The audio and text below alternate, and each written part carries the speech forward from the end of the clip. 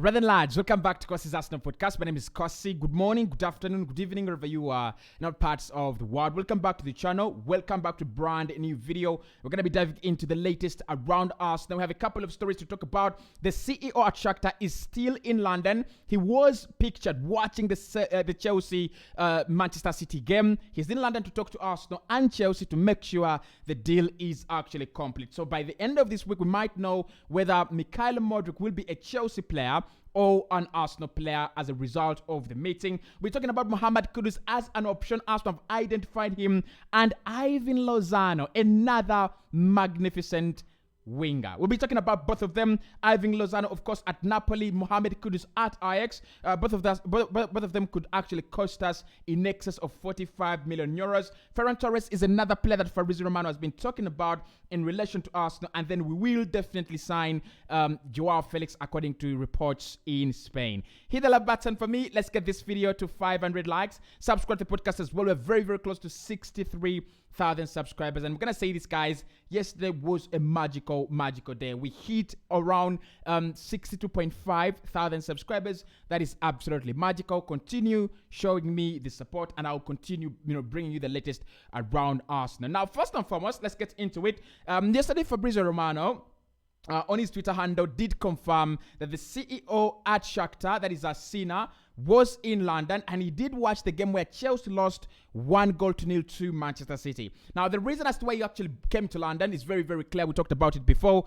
He wants to talk with Chelsea, but he also wants to receive a couple of offers from other clubs. What we understand at the moment is that Napoli is the latest club to come into the mix to sign MUDRYK, and Chelsea is another club that SHAKTOR think do have the money and are willing to spend it on a talent as beautiful as MUDRYK. But look, I think this is going to be very, very crucial in this deal. One, I think SHAKTOR will want to sell to Chelsea because they know Chelsea and a new management and a new manager who's actually splashing money like a mad dog. He's got the money. But the problem is that the player doesn't want to play for Chelsea. Again, yesterday, it was reiterated in all the sources and accounts that I'm actually following. All my sources did say the same thing, that MUDRYK has said no to Chelsea. He simply doesn't want to go there. He simply wants to be on the other side of London, which is red. So, yes, he will be talking to Chelsea. The CEO will be talking to Chelsea. But after that, negotiations 1v1 with Arsenal representatives are now going to take place. And I love this. I loved this idea because I think he comes in to talk to Chelsea. He comes in to negotiate a deal with Chelsea. They are desperate. They need that extra 10 million euros or extra 50 million euros to the deal. And when Chelsea actually tell them that we're going to give you the same amount of money as Arsenal, and the player says, I'm not going to join them, I would rather stay rather than join Chelsea, they'll have no option but to move over to the Emirates Stadium and have negotiations done. Now, I think this is kind of wasting a lot of time. This deal is already defined. There are deals that are already defined, and we've talked about them. Rafinha before, Dusan Vlahovic to Juventus before, Lisandro Martinez to Manchester United before, and all those kind of deals. They're always defined. You know where the player's heart is. You know where the player wants to go, and you coming in with competition is actually wasting a lot of time. So SHAKTOR, let them talk to Chelsea today and tomorrow, and then by the end of the week, I'm pretty much very, very sure that Arsenal will get the deal done. So the players told SHAKTOR currently that he won't join Chelsea, he won't join Napoli. The only option is for them to agree a deal with Arsenal. So he's coming. The CEO is coming to London. Actually makes a lot of sense now. Let him be in London, flat with Chelsea, and when he finds out that Chelsea were actually willing to negotiate, not just to throw huge amounts of money on the table, he will come back to Arsenal, and then re-agree or rediscuss the structure of the deal. I think we've given them decent money, 70 million euros in January. That is how much you've paid for Dusan Vlahovic, and they're going to pay that money across how many years? 3 years. So we are offering them up to 50 million euros upfront, guaranteed payments upfront.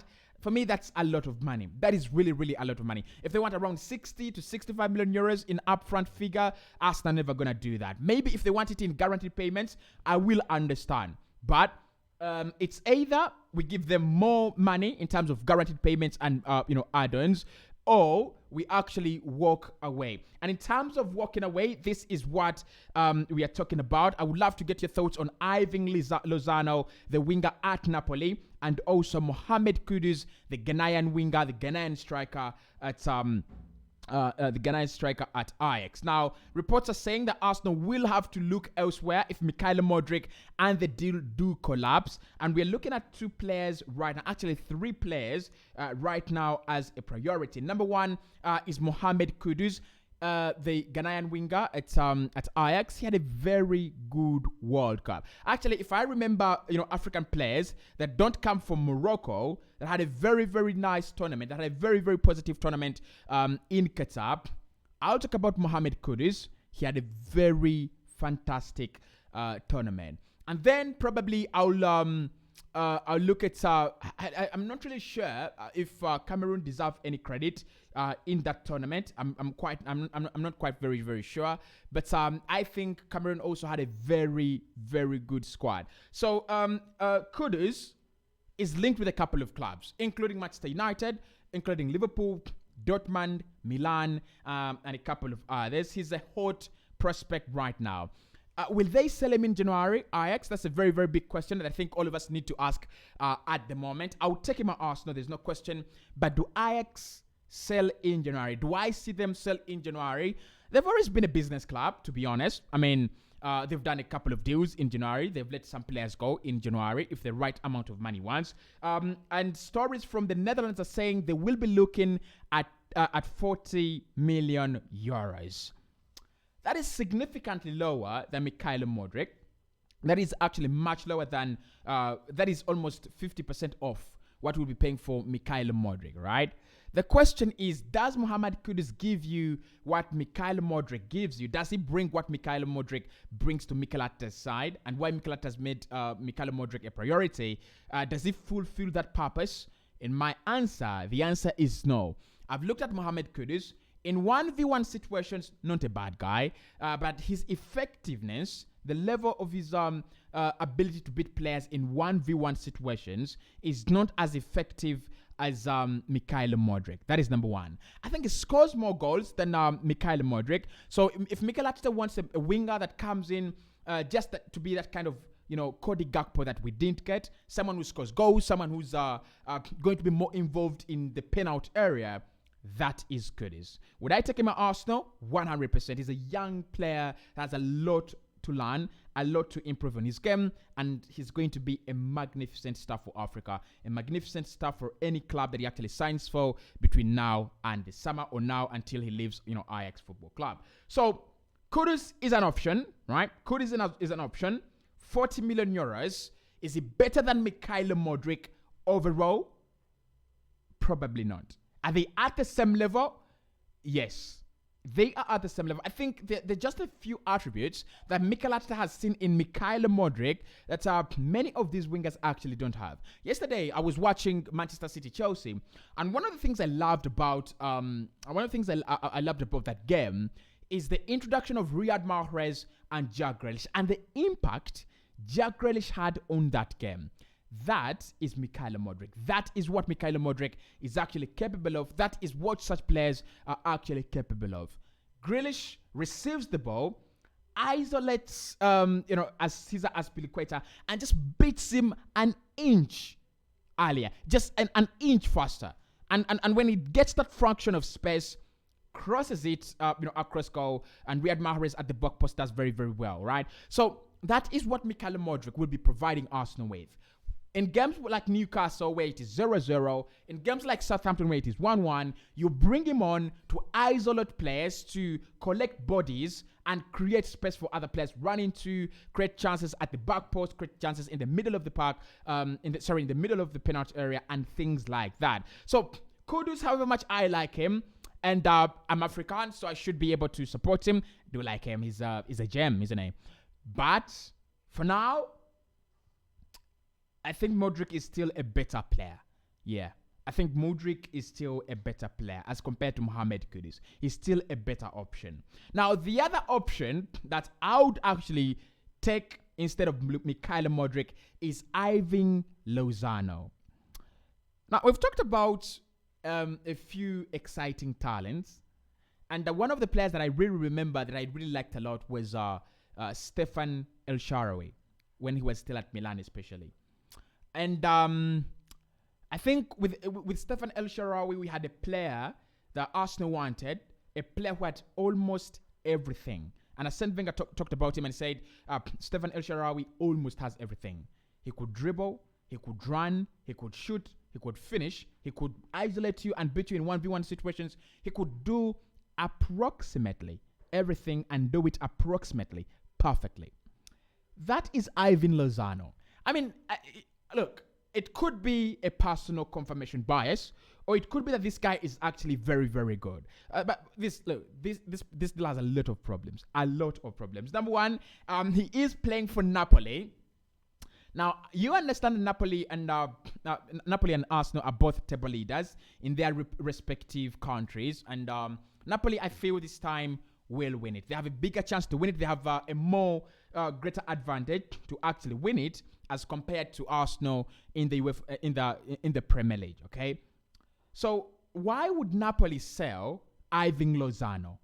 Do they want to weaken their squad? No. Do they want to give away their chance to win a league title in like 2 decades? No. Do they want to? There is no reason why they would sell Ivan Lozano. Not now, not in the summer. Well, we've done well to identify him. You've done well to think about him, but I don't see this happen. And if there was a player that I think Arsenal should sign at Napoli, it is not Ivan Lozano. Although I like him so much, I think he's a very, very... Look, he has that kind of baby face, right? And then he's got that kind of very, very short height. I just like him, right? I just really, really do like him. And he's a very good footballer, by the way. So don't say, Cossy, this podcast has become a makeup cosmetic show. No, I like him. He's got the skills and he has the football, all right?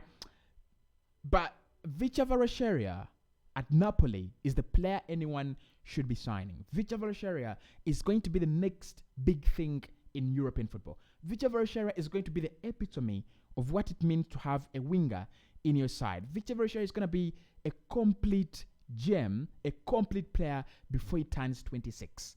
If any team can get their hands on Vicha, go and do it now. If you can sign him for 100 million euros from Napoli, either now or in the summer, go and do it now. He's going to be unstoppable. I've looked at him, I've compared him to the top wingers in Rafa Leao and Angel Di Maria in his prime. Vicha Kvaratskhelia is a total complete nuisance when it comes to playing the wing. So I think Lozano, no chance. This one, no chance. I know the rating show will be back, rating all our wingers and transfer rumors, trying to see where we have more chances and where we do not. But for now, Ivan Lozano from Napoli, no chance. Absolutely no chance. Now, the other player is Ferran Torres that Arsenal are looking at the moment. And sources from Spain are saying that there are no negotiations, and this has been confirmed by Fabrizio Romano, that there are no negotiations between Arsenal and FC Barcelona. However, Arsenal are serious about Ferran Torres, and Barcelona do not want to sell. That is the reason as to why we've not had any talks between us and between both clubs for the player. Now, one thing I'll confirm with this with this deal, is that Ferran Torres is a player whom Mikel Arteta knows. He's a player who has gone through the Pep Guardiola system, and he has seen his time at Manchester City, and he's gone, maybe that boy can actually work for Arsenal. I'm a big Spain national team diehard. I'm a big Barcelona diehard. I don't like Ferran Torres. I'm just sorry. I think I've lost my impression of this guy. And I feel like if Arsenal wanted that kind of player, and that kind of player is Spanish, Dani Olmo would be the better player. Actually, in my opinion, if we fail to get Mikhail MUDRYK, Dani Olmo is the other player we can actually look at. Why I don't like Ferran Torres, I don't feel like his work rate is through the roof, just like Gabriel Jesus. I don't think he's that clinical anymore, the way he was 1 year and a half ago. Look, that can be worked on because Rashford has actually turned his career around, okay? But I feel like this is a risk, and a risk that Arsenal can easily do away with. Like, Ferran Torres, not bad a player, not bad for a January signing. but it is a risk. Unless we are getting him on loan, without an obligation or even an option to buy. If that is the case, bring it on. Bring him to the Emirates Stadium. Welcome to Arsenal, Ferran Torres. If we are trying to spend money on him, no. Okay? I think he's one where you will buy him and eventually sell him, for either a loss. If not a loss, he will have to leave eventually. You have to do away with him eventually. So Ferran Torres, no negotiations. Person I don't want to sell. And that's a very, very positive moment for me because I don't actually like him. And finally, the marker in Spain is saying that Arsenal will definitely sign Joao Felix because Manchester United have now started moving on and looking at other options, especially Kolo Muani. Okay, so that is it from me this morning. Make sure you hit the like button. Okay, guys, I kind of found a way of blowing up on Twitter. I mean, I'm just telling you. So make sure you follow me on Twitter. I've specially made it an Arsenal account. I'm not going to upload other things on my Twitter account. It's going to be an Arsenal account. So make sure you follow me on Twitter. It is Cossy Arsenal. All right, let's get that thing to 1,000 in a week. 1,000. So it is Cossy Arsenal on Twitter, and I'll see you there because I'm tweeting almost 10 tweets per hour. See you soon.